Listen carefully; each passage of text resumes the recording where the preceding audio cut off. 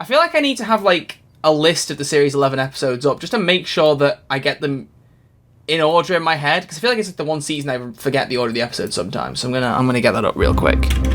What are you doing? You have to name them all now, Troy. For the intro. For the intro, Doctor Who knowledge boy. Oh Go. no. Okay. Right, well, let's make this quick. I don't want it to be 12 minutes. Woman Who Fell to Earth, Ghost Monument and Rosa. Arachnids in the UK. Saranga Conundrum. Demons of the Punjab. Kablam. The Witchfinders. It Takes You Away, and the Battle of Ranscroft Colos. I think I just got that. Yeah, that'll do. Was that right? Was that right? I think so. I don't know. It I couldn't was! verify that. Wow. I'm actually impressed with myself. It's almost like I did a whole 12 series, right? A 13 series ordering not that long ago. Maybe some of it hung around. I'm proud of myself. You proud of me? Hopefully. I'm always proud of you, Troy. Oh, thanks, bestie. We should roll the intro so we can talk about series 11. All right. Oh, you don't sound very excited. All right, let's see if he's more excited after the intro, because we're gonna roll it.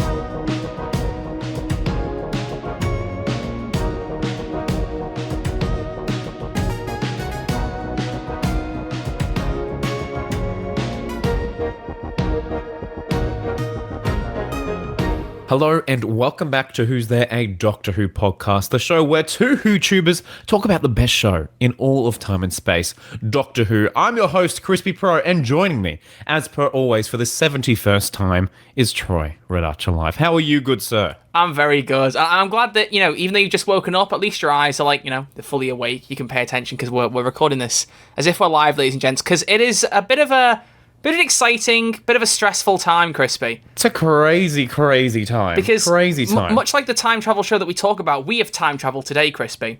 Because we certainly have. We've tried to record this once before, did we not? Do you want to tell the people what happened? A mere 12 hours ago, Troy and I were on call for this very episode. And we were having, the usual pre-show banter. Everything was looking pretty good on my end. Everything was looking pretty good on Troy's end. And then we got to the intro, and maybe, I want to say 30 seconds in, my internet decides, you know what? I'm out. See ya. See you later. Have a good one. And we're already recording this, episode later than usual, because Troy's been busy holidaying it up. Yeah. So, I was in Ireland. The odds were against us. Yeah. So, what I ask of you, if you're watching this right now, listening to it, whatever, please like and subscribe. Please because this is the dedication we get for weekly content. Thank you very much. It is going to be the biggest rush to finish this recording, get everything processing, get it rendering. Chop. I'm a little bit stressed. I can't lie. I got to go to the radio station tomorrow morning, so I'm not going to get much sleep. But it's fine. It's fine. Troy, you're a legend. I just want you to know that you're a bloody legend, mate. Yeah, I only ever say that to fish for compliments. It's not just to be for everyone to laugh at me. I actually want compliments. I want everyone to tell me how much they love me. I'm that egotistical. No, seriously. Should do that. We do need to have backup episodes ready, and we've talked about that, and we're going to try and have a couple ready. Also, we have been talking a bit about podcast episode ideas, but I feel like we haven't asked you guys for a while what episodes you want to hear us you got do. Me. So if you got anything you want us to talk about for episode themes, comment section on YouTube, let us know on Twitter and Instagram at Who's There DW. Go and comment on the Spotify Q&A. Maybe we'll make that the Q&A this week. We'll shut you out. Especially if you do want us to talk about individual episodes, really let us know about that. Except for, we could. It's an ongoing joke. We just this to Crispy off camera at one point. He was like, I don't think we should do that. I don't think that's interesting. And I was like, I think it might be. We could. Did you listen to my? Has that episode come out? Yes, I think it has. Where we haven't got anything on the backlog, so yeah. No. My episode with the 50% boys, where I haven't just listened talk to the about. Episode. I've seen the video. Oh, dude, the episode's so funny. I talk about they roast me. They bring up with a podcast where I first am like, I don't know if I want to do rewatch stuff, and they're like, what have you got against rewatch podcasts, Crispy Pro? What do you got against them, bro? I agree. But yes, if we can find an angle, I'm fine talking about previous episodes, but we have to find some kind of angle. I've already got the angle we in my wouldn't head, we wouldn't call it Waters of Mars retrospective. We would call it maybe David Tennant's best performance in Who ? It doesn't have to be that clickbaity in the title, man. Come on. No, that's not clickbaity. How is that actually, clickbaity? That's true. It's not. That's a statement. I actually think his best performance was in The Giggle, but that's just me. Look. Have you seen the leaked footage for that? I haven't. I don't want to know. I don't want to know. Dude, it's so good. I hate leaks. Like Martha Jones and Elton from Love and Monsters. So, ladies and gentlemen, today we're now? talking about series 11 of Doctor Who, Jodie Whittaker's first series. And Wow. yeah, so we're gonna do a very quick. We're gonna be concise. We're gonna be focused. We're gonna talk a lot about Jodie and about her first series. We're gonna have a lot of thoughts, and then I'm gonna fly off this podcast recording faster than you've seen spiders running to a speaker that's playing Stormzy. Nice. Just so I can get this thing edited and uploaded in time, because it's gonna be a battle. But you know what? We like our battles here on Who's There Doctor Who podcast. And it especially helps when I choose to go on holiday from Sunday through to Thursday, so we're pretty much screwed as to when we do the podcast. But you know what? We still here. We still show up. Here. And speaking of things that show up, you guys showed up for last week's poll. So, Crispy, how about you do the jingle? All right.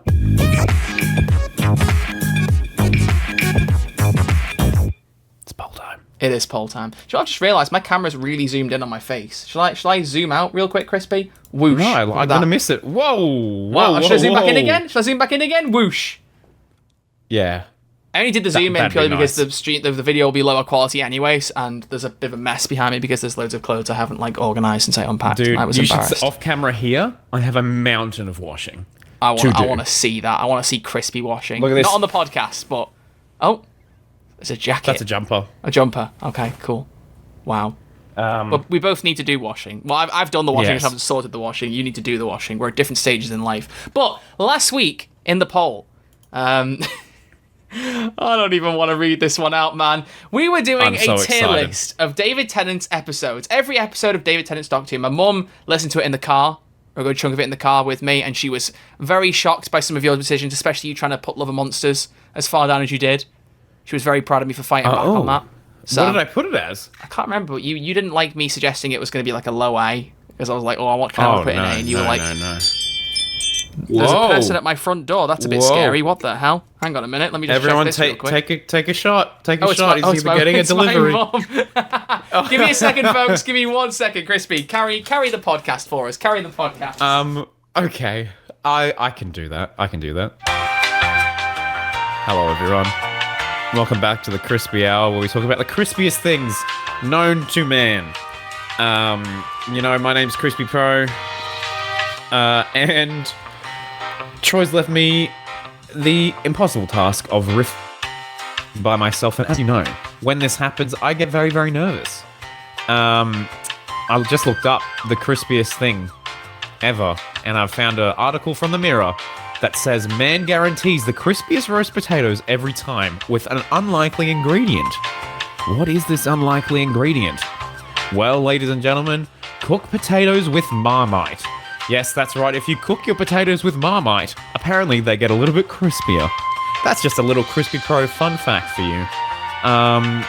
And we're just going to stop that there. He's still not back. I thought that riff was excellent, some of my best material, but unfortunately not at all. Hang on, I think I hear him entering the room again. Here he is, look at him. Oh, there he is. Hello, Troy, mate. Hello, Troy. Is this all going to be good content for the episode? I think so. We've made a discovery. Me and the audience. We've made a discovery. We've realized what the crispiest thing on the planet is. And it's pretty exciting. You're washing because you haven't washed it yet. No, that is pretty crispy though. Do you want to know the secret ingredient to the crispiest roast potato? Duck fat. No.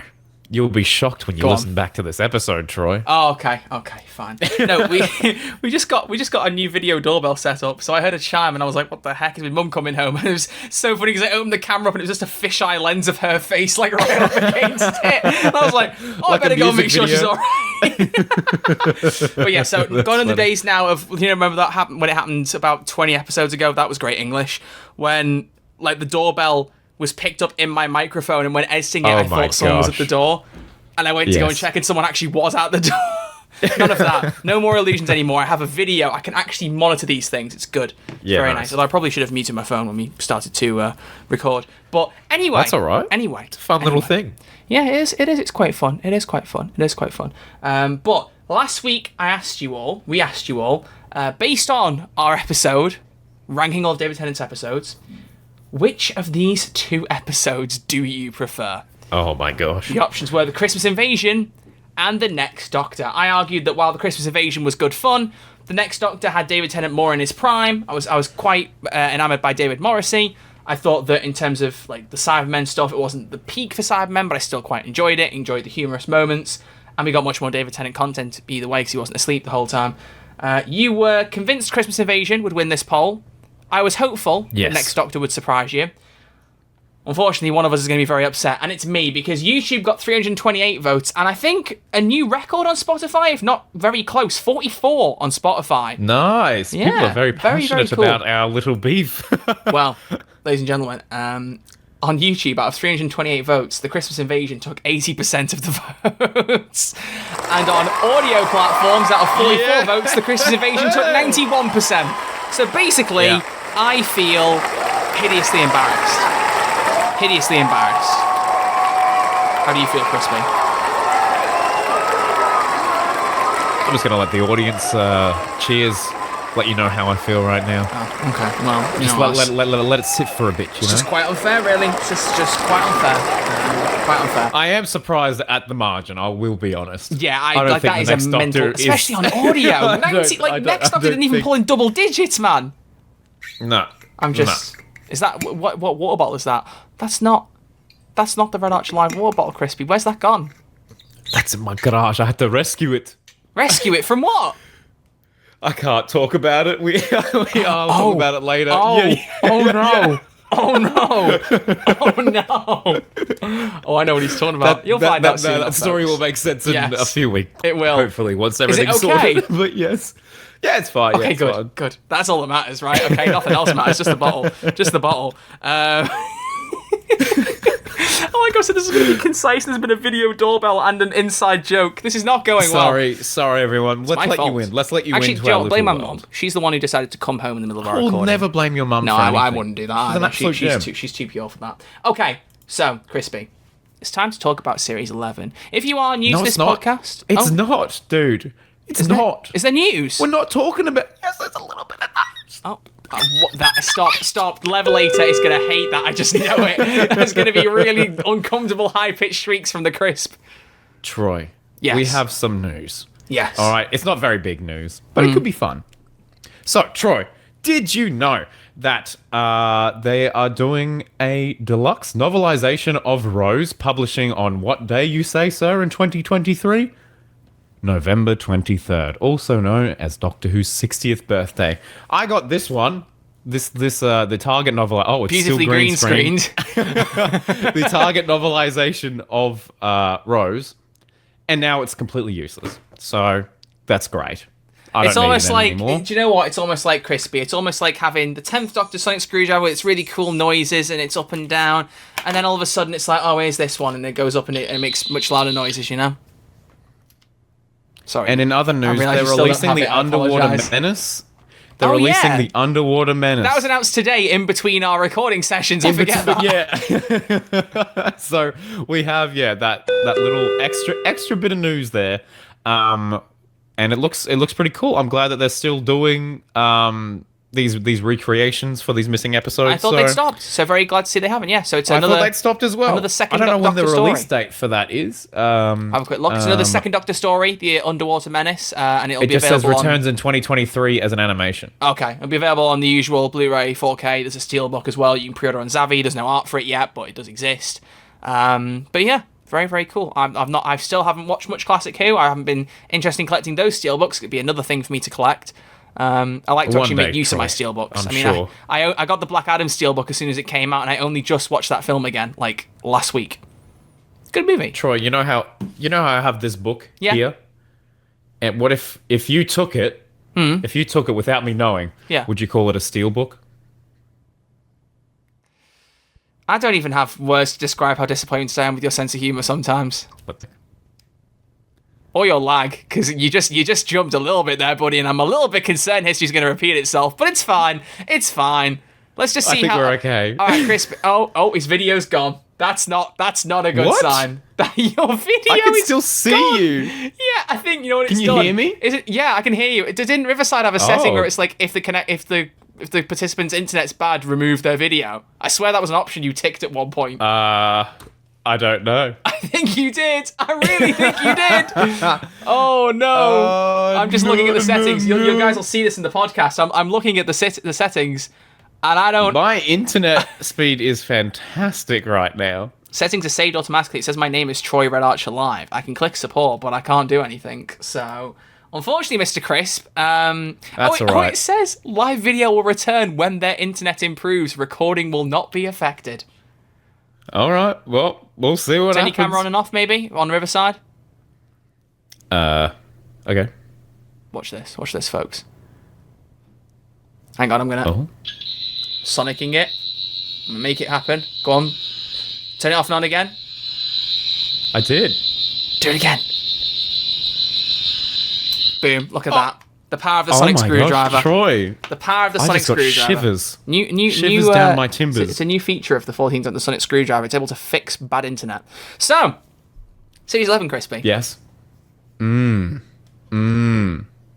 your thoughts? Yes. You know what, Troy? When it was first broadcast back in the glorious year that was 2018, when hip-hop and R&B was dominating the charts and I was in my second year at college, I watched this with immense anticipation. Yes. I saw The Woman Who Fell to Earth at the cinema and was pleasantly surprised. Show off. The weeks that followed, I wasn't sure it lived up to the same level of The Woman Who Fell to Earth. However, on my recent rewatch of this series, I think it is a very strong series of Doctor Who, and I don't know what we were all thinking back in the day. So yeah. Oh wow. I enjoy it. I enjoy it. Troy? Okay. What do you think? Look, we're two very positive people on this podcast. We always like to share the positives. People. But Positive people on I the have one podcast question of the that's planet. slightly less positive, and it will allow me to set the context of how you feel about the series. If you were to pick, not the worst, if you were to pick the order of series from best to worst, would Series 11 be at the bottom of your ranking? Ooh. Honestly. No. What would be then? Just completely unrelated. Well, I don't know. I recently did a tier list on my channel for the Doctor Who series. Show off. And Number in 2. that, I think I put Series 12 towards the bottom. Which There is no shocks way on me. this earth you are putting Series 12 beneath Series 11. I think I might. Is that a hot take? Probably. Yes, because Series 11 doesn't have Sasha Dewan. Can we have the big Vine boom? Because so everyone's like really shocked at your take.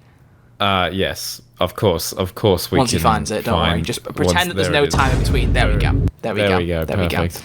That's appalling. But no, seriously, yeah. My opinion is, like I said, I don't dislike any series of Doctor Who, but I know for a fact if I ordered them from best to worst, Series 11 would end up coming out at the bottom. That's just how I feel, man. It's just how I feel. Wow. If I was to give this series a score out of 10, I would probably give it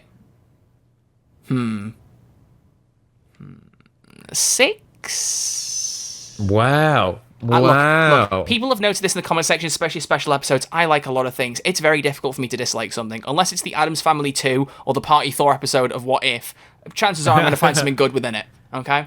I couldn't even find something good in Party Thor because Captain Marvel wasn't Brie Larson. Like, it was just doomed from the outset, man. It was doomed from the outset. But I really like what Series 11 tries to do.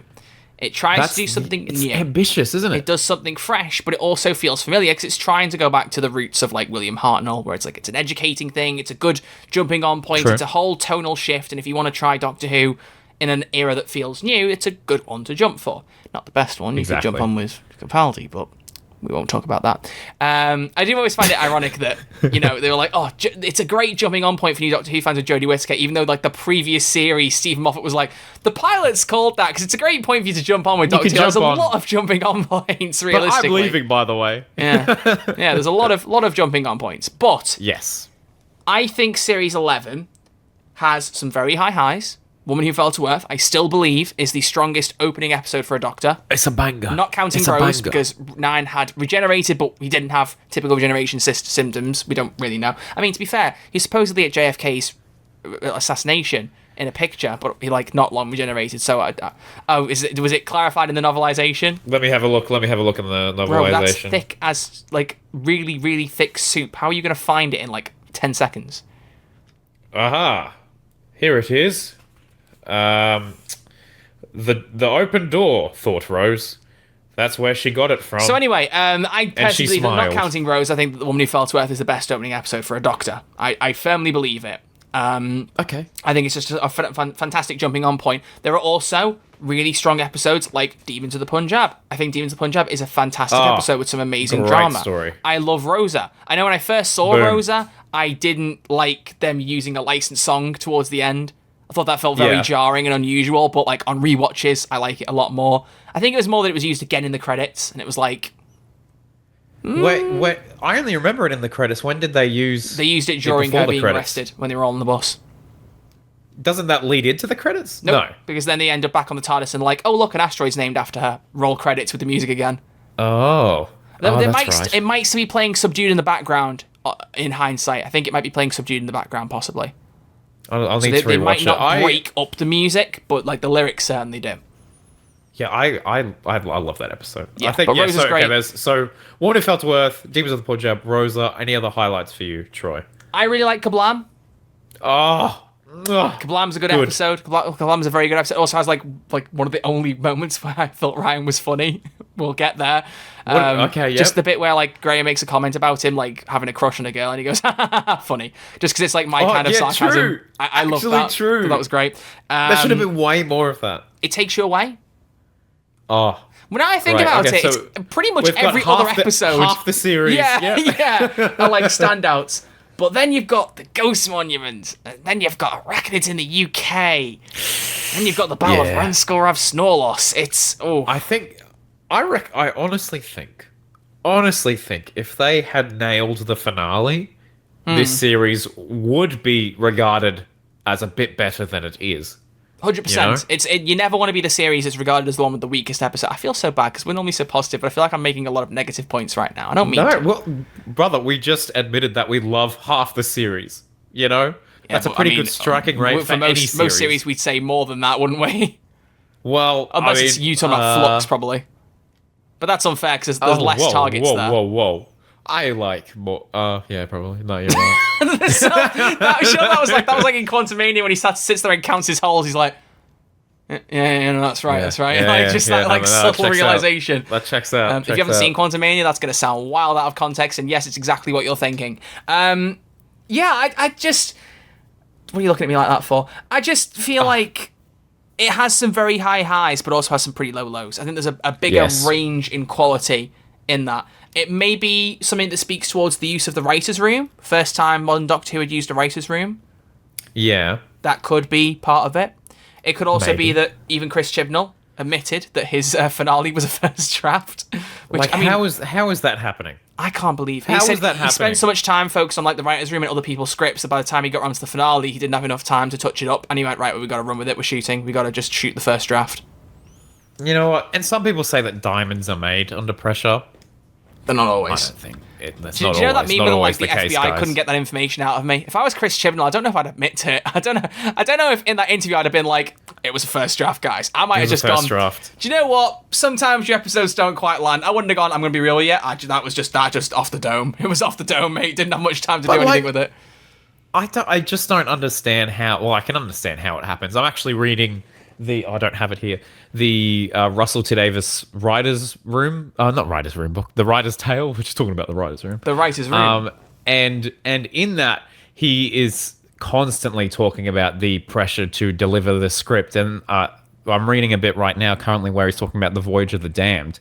And he said he was rewriting stuff like a couple of days before shooting. Like he was writing like a madman. So it's very common in Doctor Who for things to be, rewritten and, going through all these different processes. But with Battle of Ranskorav Kolos, he did say, it was the first draft and we had to shoot that. I don't think Russell has done that. I wonder if maybe he's been rewriting things before Shoot A for Series 14. Oh, yeah, for sure. For sure. Please tell me you got that was a pun. I know it wasn't great. But... Rewriting things for Shoot E. Yeah, because you said he was rewriting things before shooting. Oh my gosh. Oh, it just clicked. Oh, yeah. No, you can tell this guy's only been asleep for like... How long have you actually slept last night? 2 minutes and 42 seconds. Yikes. That's not good. Yikes. Not good. No, I had an all right sleep. Good. I'm glad. But yeah, I feel like we should just get the negatives out of the way and then move on. I really do not like some of the inconsistencies. Well, and you know what? Do you know what, right? I'm going to blame Full Fat Videos for this. I'm going to blame them. I'm going to blame their video on Series 11. Because the one inconsistency that they pointed out that I've not been able to forget about is because I saw that video. And I've mentioned it on the podcast before. But in episode... Is it Kablam?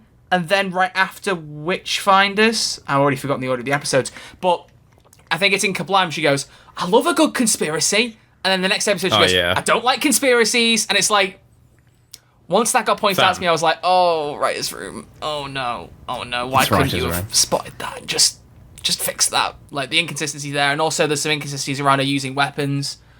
And it's just like... But isn't the idea of a writer's room for things to be more consistent? Exactly. So, you know... So how does that slip through the cracks? Well, I mean, how did the Battle of Ramscroft Collar slip through the cracks? Some things we're just not meant to have the answers to, man. We're not meant to have the answers to them.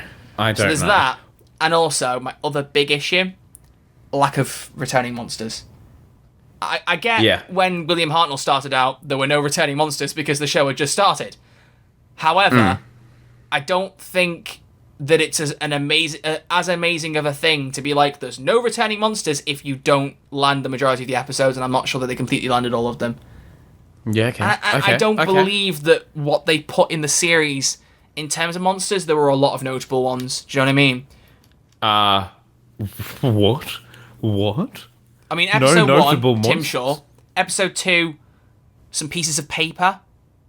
Episode 3... no, they were little rags. Okay, and there were sniper bots where Ryan said that he practiced on Call of Duty and could shoot them despite having dyspraxia. I don't know how dyspraxia works, maybe that is how it works, but it didn't look like it to me, whatever.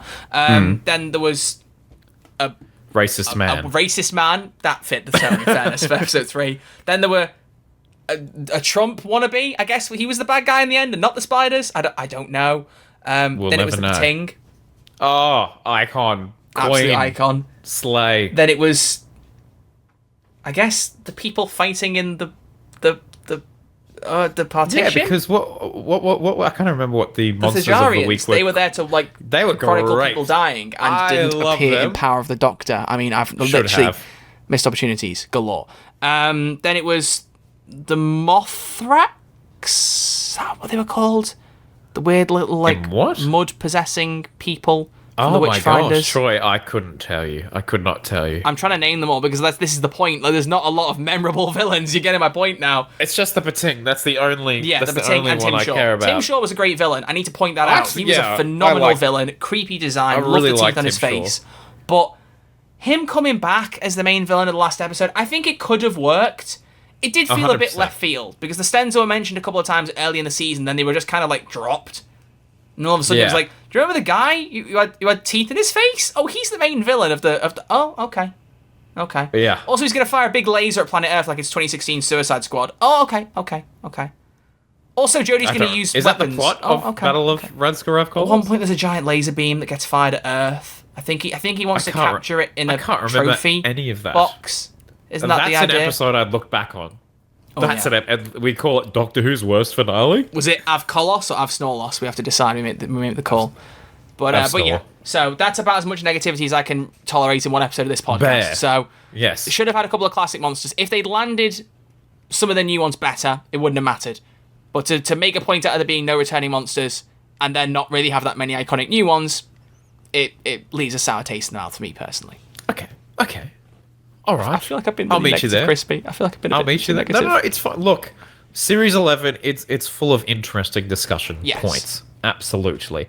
But, one thing that the series absolutely strived on was casting the first female Doctor in Jodie Whittaker. An icon. And who's booked and busy right now, by the way. I keep seeing new things about her being in all sorts of shows. Ting's happening. Apparently she's got an Australian accent in this new show that she's in. So that's pretty exciting because she filmed it here. It's on Paramount Plus next month, I think. Can't remember what it's called. Is it? Yeah. I just accidentally bought Paramount Plus without realising it. How do you accidentally buy a streaming service? Because I wanted to see something that was on Amazon Prime and I clicked something to think I was paying for a one-off thing, honestly, for the thing. But I've bought a subscription. Can we just get all the streaming services to unite under one thing and make life like 50 times easier? Oh my gosh, wouldn't that be great? I looked saw at an my advert bill for the other month. For Oh a my god. non-sponsored bite for Sky. They're doing like a TV that has every streaming service in one place, and you don't have to load up all the apps. It just, or maybe you do, but like you can search everything in one hub. And I'm like, that sounds heavenly. It's basically just history repeating itself. There's a bunch of TV channels, then someone popping up and going, let's combine them all into one service. It's just a vicious cycle. But oh my gosh, yeah, it'll never end. She's booked and busy, but yeah, she's phenomenal all the way through. We need to make that clear. Jodie Whittaker, people, the most Great common casting criticism choice. that she gets, or her era, is Jodie was great, but the writing was not so good. And look, I get it in some ways. Oh my gosh. But I think it's a very easy target of a criticism to make. I don't know. If I had $1 for every time you'd heard that. I've seen the damn comment on my YouTube channel Yep. being like, yeah, Jodie I've Jodie got was nothing good against cast, Jodie but Whittaker, terrible that scripts. kind, like that energy. Yeah, that oh my god, I could control F that across the entirety of my YouTube channel, and my goodness. Yeah, just literally Control and F, nothing against on like Doctor Who Twitter, and boom, that's it. It's always going to be followed up with Jodie or Chris or like that, or series 11, 12, or 13. It's just something in the past 5 years, absolutely. Yeah. That's not to say that people aren't wrong for thinking it, because I do think at times the rating was a bit subpar compared to like Russell and Moffat. I do believe that. That, you know, these stories could have been so much more. They could. But for what we got, I think there are some absolute real gems. Some absolute gems, and some stuff that I genuinely cherish and will rewatch. I know that's not the case with everyone. Maybe it's because, you know, I started watching with Matt Smith. You know, I kind of missed out on the Tenet hype train. I didn't have that to compare it to. Yeah, you didn't know your dad back then. Smith didn't know my dad, but he's in my life again. Thank goodness. Thank you, long lost family, for reuniting them. Appreciate that. But yeah, I don't know. I feel like I don't know what our listeners think of this series. I think we're a pretty optimistic podcast, most definitely. Is it one of the weaker seasons of Doctor Who? Probably. Should we have a look at what some of the listeners think? Do you want to know a couple of comments? Do we have listener input? We have 11, and we need to get better at reading audience comments again, because we used to be good, How many, and then we fell off. How many did you say? We fell 11. Oh. Oh my gosh. Let's read them out, Troy. All 11? Oh, wow. Reading your comments. We need like a thing at the end of it. I don't know. I like that jingle though. Keep that. We've used that once before in an episode. Did I can't we? remember what that. I think it might have been the noir, like solving plot holes one. I thought you had like a even more funky Pink Panther style. I don't think I've heard that one before. I'm gonna take a shot in the dark. That was what you used, yeah. That was the background. Oh, I can't reuse. No, we I don't have. think you've if used I've that sound downloaded before. it, we've used it before. I don't think we have. Comment down below. have. Crispy, do the jingle again, and I'm going to say reading your comments. Or you should say it. You should say it because you did the intro. Let's make it a proper jingle now, and then we have to use it going forward.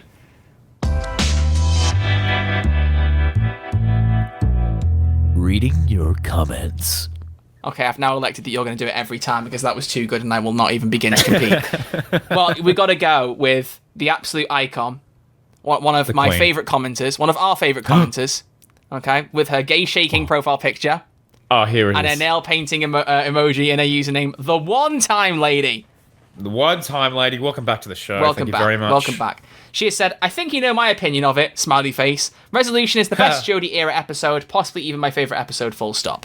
Wow. Resolution. Yeah, she loves Resolution. So, as do I. It's a great episode. I think some people give Resolution a lot of hate. I don't know why. I think it was so much fun, and like it might have just been the fact that, oh my gosh, the Daleks are back. You know, we've got our first Dalek was done really well. I just think it's a great story, and as we've said a million times, should have been Ryan's last episode. Oh, it should have been. It should have been. Yeah, we can talk about companions in a hot minute, but no, I like comments like that because they do show that, you know, people give stick to Jodie and Joy as like, oh, you guys don't understand Doctor Who. You can screw off if you think that, by the way. It's disgusting. Like, everyone's entitled to their own opinion. But I love getting comments like that because even if it feels like there's a larger portion of the Doctor Who audience who go, this era wasn't for me, there are people that it still spoke to. And it's the same kind of thing we saw in the classic era where, like, you know, the Sixth Doctor wasn't quite as popular, but there are a lot of vocal enjoyers of him now. Like, it's almost that. And I think in some way it almost makes it more special because you're not your favorite Doctor is not the one that everyone leaps on. It's the kind of the more underrated one, or the one that doesn't get the love that they deserve. I think there's something quite admirable to that. I think hopefully, like in the next decade or so, the conversation will change. Oh, 100%. Around this when we've era. had like another 3 female Doctors, and everyone's like, hey, you know just what? just you wait. Just You know what? just you wait until like 4 years in the future when people be like, oh, David Tennant coming back was stupid, wasn't it? Oh, it was all nostalgia. Yeah, can't wait for Joanna Lumley to take over as a Doctor. Oh, She'd be so good. Whoa. She'd be so good. Wow. Like a Peter Capaldi style. Oh, she'd be amazing.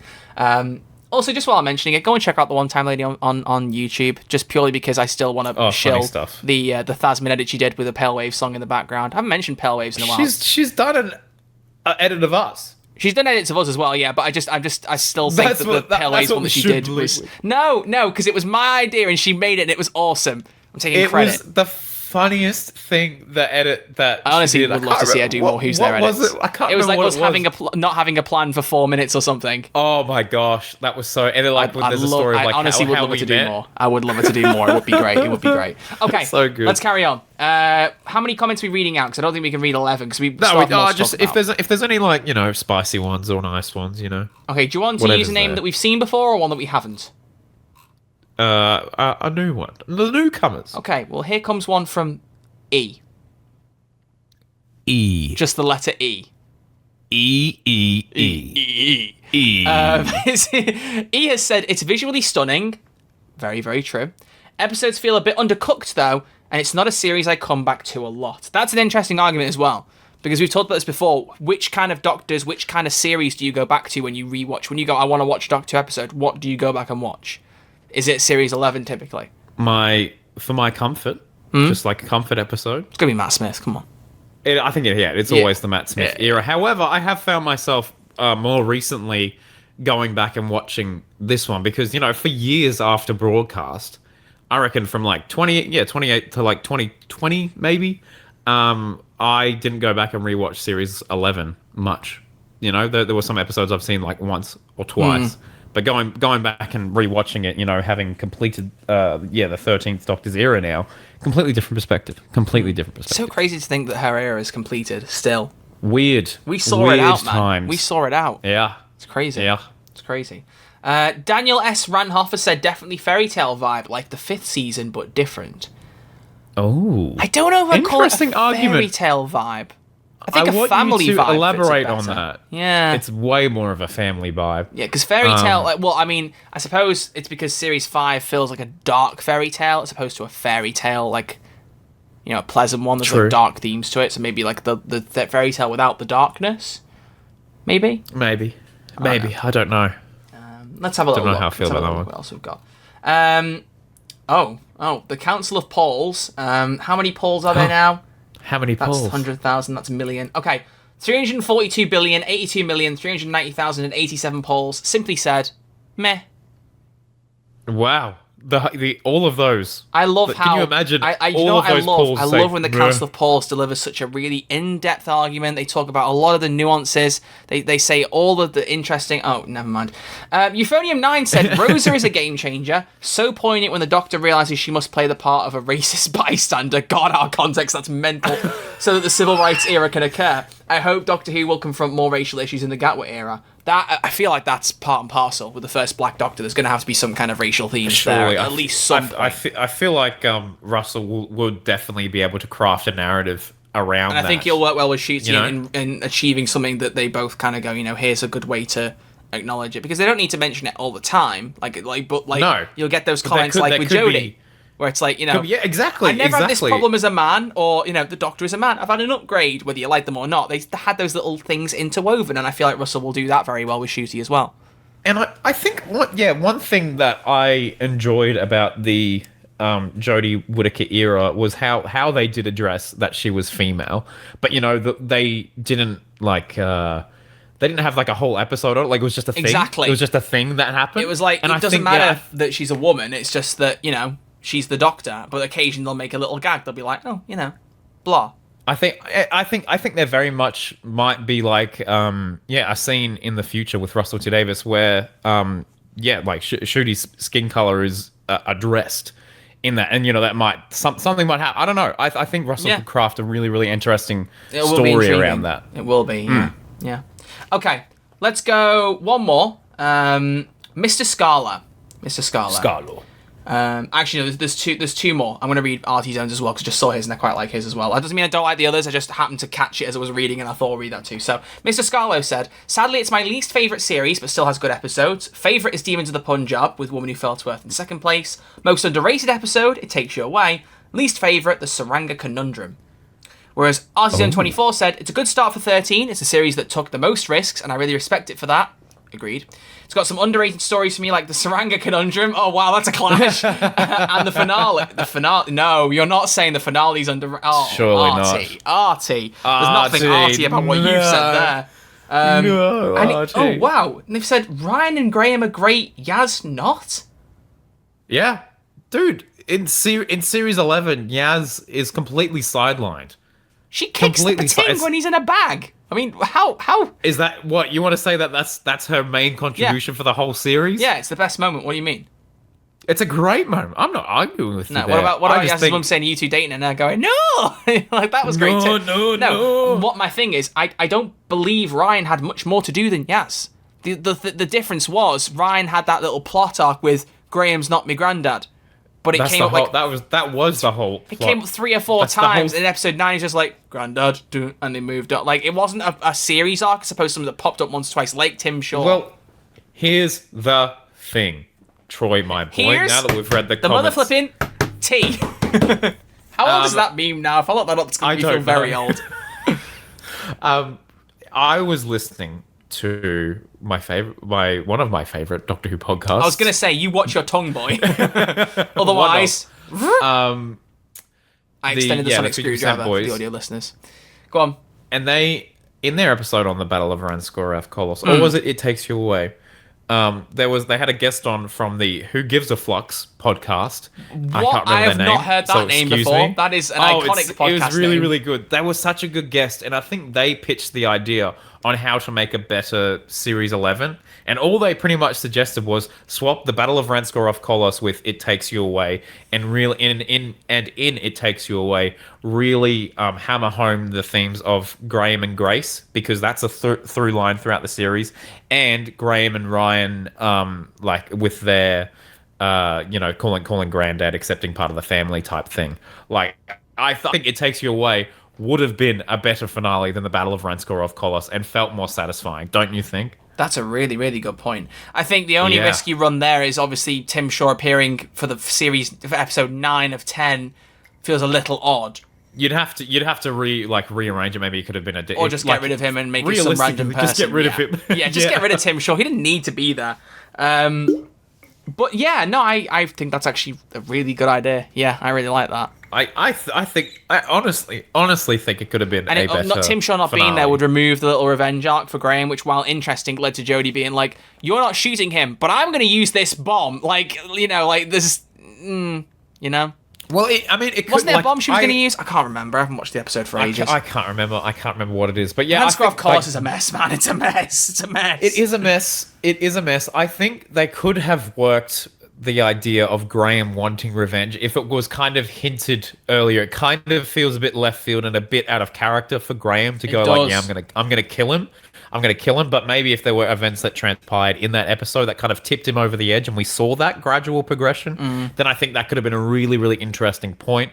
And like if they did swap the 2 episodes, I think, Graham's small redemption and acceptance that, she's gone and he doesn't need to have try and get revenge or anything could have played really nicely if It Takes You Away was the finale. Yeah, because that scene of him and the mirror Grace is just... Oh, it's fantastic. I mean, Bradley Walsh is amazing. Genuinely good. I firmly believe that. I love that man. I really, really do. Oh, absolutely. And out of the 3 companions, he's the standout in Series 11 by a country mile. There's not even a debate in there. And of course, when we come to Series 12, we'll talk about how Ryan and Graham feel more like add-ons than companions. But I don't even think Yaz gets tons more to do either. But that's just an ongoing problem. No. We've discussed it before. I don't feel like we need to go into it massively. I mean, you did a video on it, I remember, a while ago, talking about why the fam doesn't work. That was a few years ago. I remember that. That was like around the Redcast era. Good. Remember when I first spoke to you? Great times. But it goes back to that issue of you shouldn't bring 3 companions on at once. You need to build it up. If you had, for example, Ryan be the original companion, much as I have nothing against Tozen Cole, I can't imagine that, because that would be rough, because I really don't think Ryan was an interesting character. That is, I don't want to be mean to anyone who likes him. I just don't think Tozen performed him very well. I'm sure he's probably a good actor anywhere else, but I just don't think Ryan had much to him. Played him quite flat. Didn't really have any moments to have me go, ugh. But it's not a hot take, Troy. I feel bad, like, dumping on performances. I like a lot of things, man. I hate being even remotely critical in that way without improvement. But there could have been more. Yeah. There could have been more if you spun to it, the companions. like, for example, Series 5 did, you could bring Ryan in for a couple of episodes. Yep. Then Graham goes, "Where's my grandson? What's going on? Oh, I want a ham sandwich, blah, blah, blah." You know, whatever he's saying. "Oh, you just broke my chair." And he suddenly ends up, like almost Brian did in The Power of Three, Rory's granddad just suddenly appears and is just, like, brought along for the ride. Except for Graham, it lasts longer than an episode.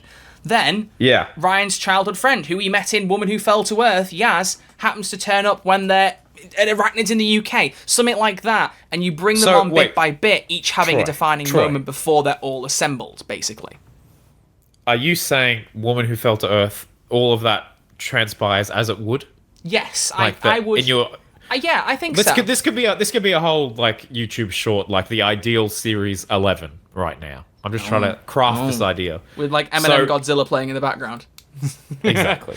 So let's say that Woman Who Fell to Earth plays out exactly as it was, but at the end, before the Ghost Monument, it's only Ryan and the Doctor that get sent off. Is that what you're saying? Yes. Okay, cool. I like that. Okay. And then the rest of whatever you just said. Yeah, and then Graham pops up a bit later on, and Yaz pops up a bit later on. And they're all brought on and become a team in a kind of like a Series 5 fashion. So by the time you come around to Series 6, when they are all together, they've all had defining character moments, you know who they are, and they work well together, rather than what you got, which was all three characters being there the whole time, and it felt very much between episode and episode they were fighting for any shred of relevancy, rather than just being three vessels to just kind of hang around and be there. Because all three of them, I'm sure all three of them are good actors. Like I said, I don't feel like I've had enough evidence from Tozen from that, but I'm sure he's good in other stuff. I'm not someone who's willing to put down someone based on one performance. Mandip Gill is phenomenal. Like, Flux and the specials proved that on their own, if nothing else did. And Bradley Walsh needs no introduction. If you live in the UK, you know that man. You know he's brilliant, but some of his stuff with Grace in particular proves that. Exactly. They all have the ability, I think, or at least I hope, to carry individual performances leading into their characters. I just don't think the scripts offered them that chance, personally. I think the organisation of it and the planning of it could have done with a bit more time in the oven. Because for me, personally, when I look at each of the showrunners, I don't look at Rusty Davies, kind of, and think, his first series was his weakest one. You know, he needs to find his footing and get better. I don't really know what the weakest Rusty Davies series is in realistic. I'd probably say series 2, but even then I hate saying that. And then certainly not Stephen Moffat. You do not look at Stephen Moffat and go, his first series, Series 5, that was a bit weak. You don't think that. You wouldn't even dream of thinking that. It's not a thought. So I just think it's a shame that, for me personally, I mean, people like Sophie, One Time Lady, will disagree, and that's good. I'm like, that's good, that's okay. You got to keep moving so long as you remember all the different people that you used to be. But nice. I just think it's a shame that for me, I'm assuming for you, and for a lot of people, Chris didn't keep up that pattern where you start off with a very strong season to set a precedent for what you can do. Unfortunately, some things are done in certain ways that just don't work out, don't iron out the way they should. But I do think, and I will say this clearly now, I do think he improves in some very key ways in future series. I do think that. Okay, cool. I do think that. Good. I agree with that. I think... I still feel like I've been too negative. I hate this. No. No, absolutely not. Absolutely not. We can't feel bad. Like, we have a voice. We have an opinion. We have a Doctor Who podcast. We do, but I love Jodie. I love her era, man. We're allowed to say that. There's some real highlights. I've nothing against Jodie, but I gotta set now.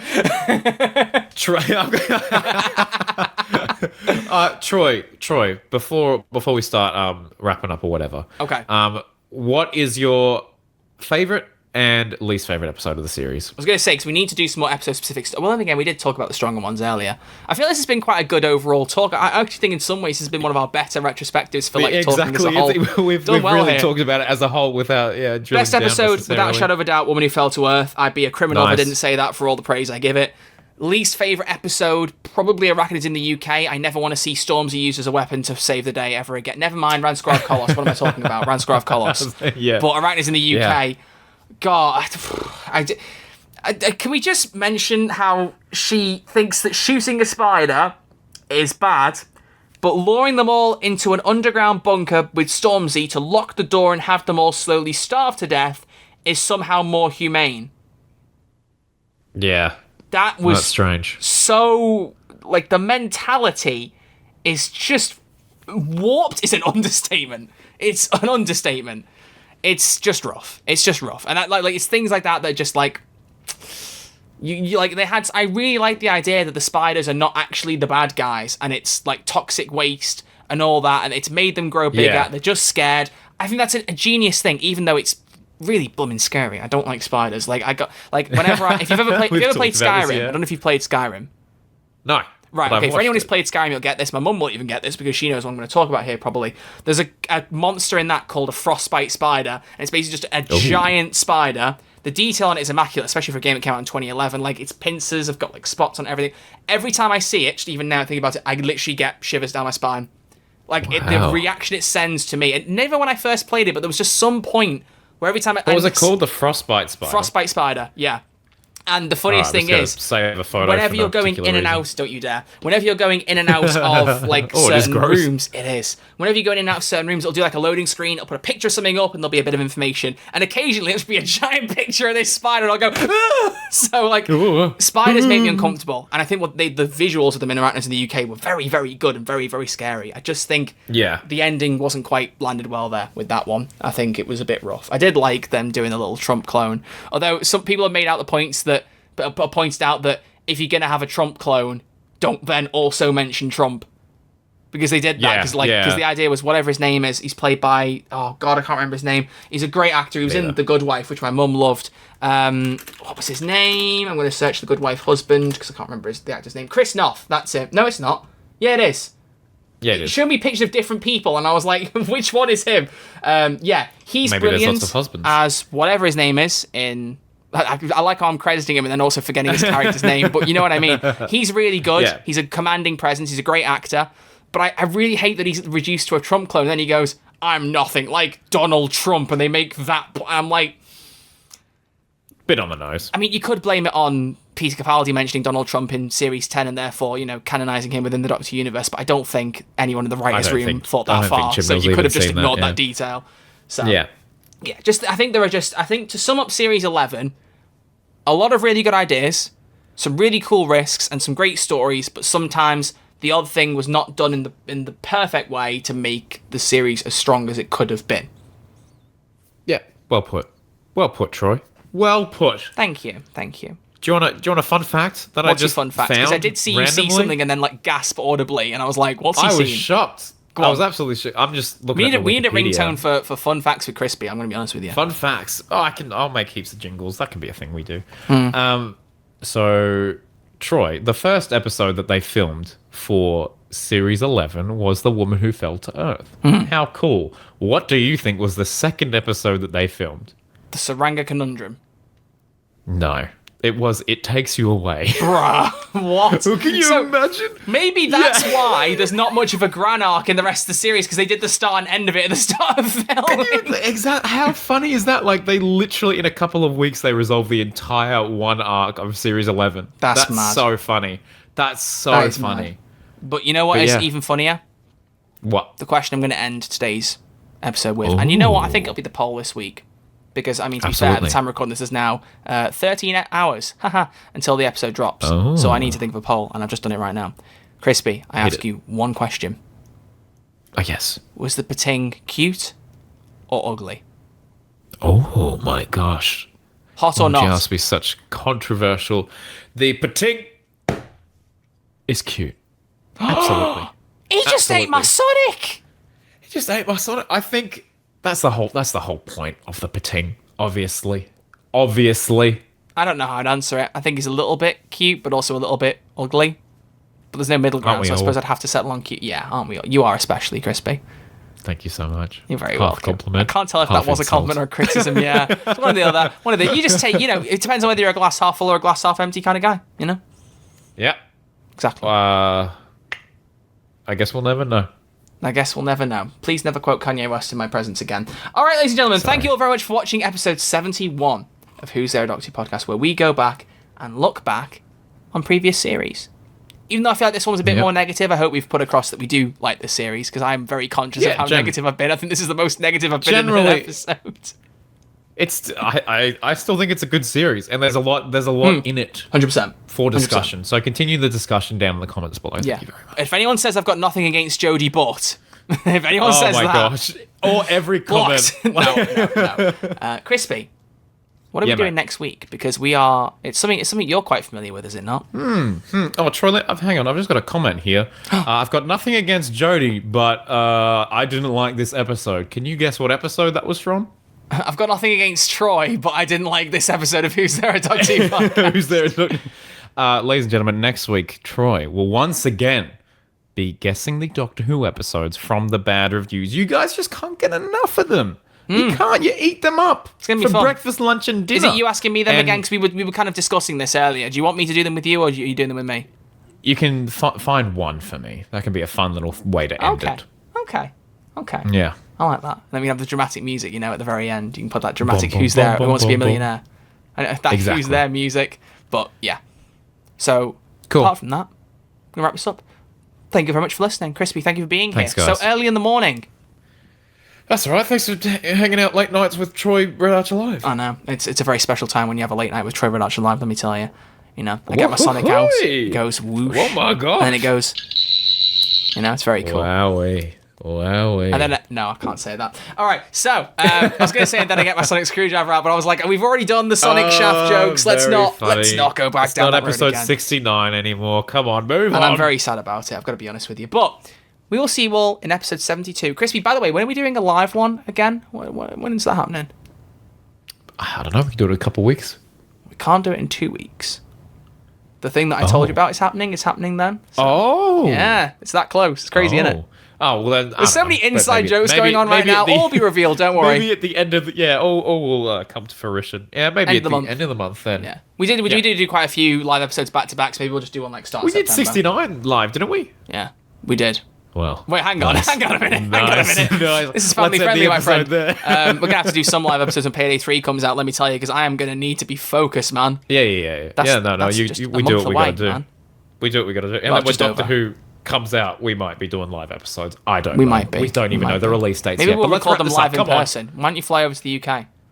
Dude, that would be great, wouldn't it? Look up some plane tickets. All right, so we'll see you all next week in episode 72 of Who's There, Doctor Who podcast. Until then, it's goodbye from Crispy. Bye. And it's goodbye from me. Goodbye. See you all in episode 72. Alonzi, baby! Pating, pating, pating, pating, pating, pating, pating. You're pitting me off. Pating, pating. Bye.